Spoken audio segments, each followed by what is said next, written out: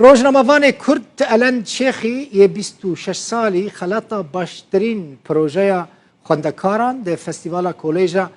SAE یا تایبت لآلمانیا لباجار کلن وارگرد. الان خلاط لسر پروژه خویا بناوه جتاریتی زندان سوریه جبو آلمانیا به دست خست.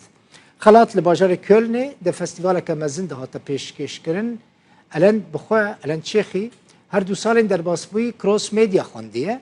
و دهمان دمیده جی کار روزنامه‌وانیت که دچم باجار دویسبورگ آلمانیا الان شیخی روزنامه‌وانی خلاط کری لگلمنه الان ده روزباش دمباش و بخیر هاتی و خلاطه کتستاندیه پیروز به هنه کی بحثه خلاطی بکی الان چه خلاطه؟ قاعد البخوين يعني اف كوليجا اسائي زارنجه تايبتل سراسري جيهاني بلاف دبل بينجي وشار باجار بيستو حف دولتنا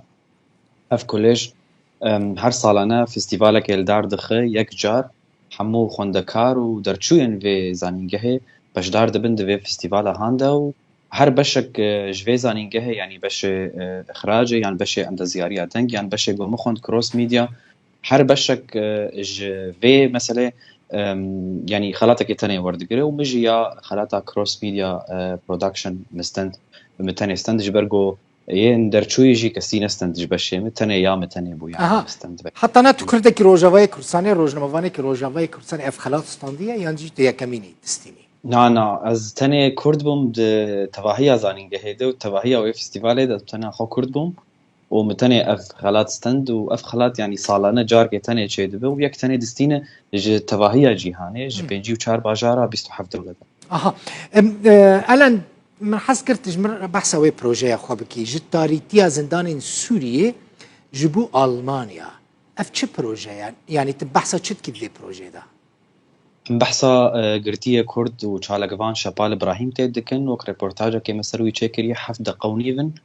ام بحث دكن تشاوا مروفي كرد يعني مروفن قد قرتي جهد ابو هاتا المانيا جيانك ويل سوري هبو قال لك زورداري دي تو هاتا المانيا دس بجيانك نوكر يعني ام بيتر سر او مثلا قرتين سوري يعني جي قرتين كرد ام سروي سكنين دفي بروجيا هانده وجبو المانا جي وجبو كوميتايا فيستيفالي بروجي تشتكي نوبو جبرت يعني خوندوانن في كوليجي حمو المانا يعني كوليجك تايبت نرخي قلت بخوينه بو هاي هركس نكار لي بخوينه اما سبونسر هبو جوجز بخوينه وجا يعني بروجين فان خوندوانا حموان بحثا يعني مجارن سياسي ناكن بحثا مجارن ما فين مروفا ناكن اجبر له اف بروجي يعني له خرط بو جوجل بحثات تشتكي وصادكر دفي فيستيفال هاندا زحمته مثلا جوانك خورتك روزنامه‌وانك بچه ولاتکی غریبه که آلمانیا الوی داره بخوینه بسرکبه وره خلاط کرن زحمتی چی نه الان يعني زحمتي شي او شغا مرو نحدث بخوندن كي مرو يعني او هستي مرو انه افي دورا مرو نابجرين يعني كسن المان لينا نوصاي درفت هي دفافو يعني بي مروجي بتعبناها صار نظماني ما يبراستي وختام دس بيكر يعني وقتها از دكتم محاضرات يعني درسي ايه زانينجه از قال كيد وستيام انه فهم ذكرز بالباني دا اخرهم لنوكوان لهيدي يعني بدميتي افتشت بي مرو صبور بي مرو الباش في بسكن ومرو بددو مرو هرتشتي كارب تسبخه تشتكي مي متني مرو بتسنخ راست سديست هنا روج خلق يعني جوانين ما هنا الويدريكو جرينجي بدن كاري روزنامه‌وانی تزانی یعنی پرانی خورد دما کدچین اوروبا بهتر برای خودتن عالی کردن یعنی بهتر چوا نحمو يعني هناك چوا پران قزنج بکن چوا زنگین ببن دولمند ببن جبر کو روزنامه‌وانی زوزو پران ناینشتر يعني بلکه دما کدریج خوازه حتی کت بکاری بیجوی کاری خو قزنج بکی هنه جوانین ما چکه چه خورد کو گرینگی بدن کاری روزنامه‌گری لآلمانیا راست هني يعني يك از جوان بوم بريز هم دس بخوندني بكم بجي من يعني من كار ذكر كاريم بو اف كورونا دس بيكر واز اف سبونسريج مرهاد وجز في خوندنا تايبت بكم وهنا جي كارين بردوامه واز كانال المانير جي درتكم بس تصويرتكم لي راست كاري روجا ماغاني يعني نولو بحسان مرو كار برا قزنج بك تايبت لالمانيا جبرغو بيتر فريلانس يعني تفقو بوهاي او فريلانس جي لكيمه وقال لك خلق جديد مجالي جي يعني دفي استيت كار دكن ليه از دبينم يعني شغا مروح تشكي بك مروك عرل دوي بسكنه ومروك عرب تسبخ يعني تشتكي زحمت الني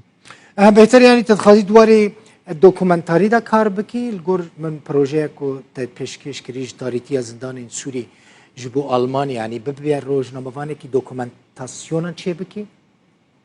يعني ازورو تمي خب نافد كم انه مالتي ميديا جورناليست انه زهرت شتيت كم دواري روزنامه‌گریت شدنگ بيان فيديو به لي براستي بشتي في خوندني مولو ببال بيتر دا واري فيديو وچاوا افرامان د سري مروفا ديان چيروكن مروفا مروان بك برنگكي فيديو يعني جي فيزوال يعني فيجوال مروبك الان مالتا آواز زور سپاس کت میوان مبوی هر سرکفت بی الان شیخی روزنامه‌وان کرد جی آلمانش باجار دویسبورگ يلا سپاس